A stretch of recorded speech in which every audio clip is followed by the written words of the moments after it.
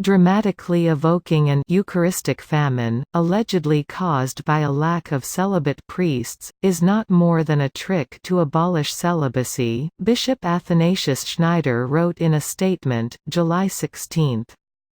He explained that receiving Holy Communion is not necessary for salvation, unlike having the faith, praying, or keeping the commandments.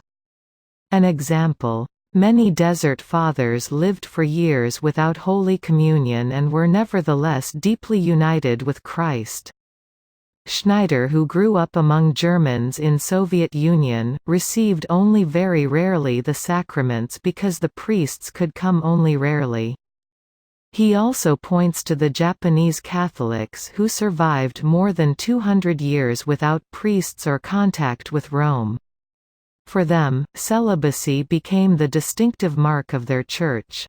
When Protestant preachers reached Japan in the 19th century, they were rejected for being married. When Catholic priests arrived, they were first asked whether they were married. Only after declining they were accepted as priests of the true Church.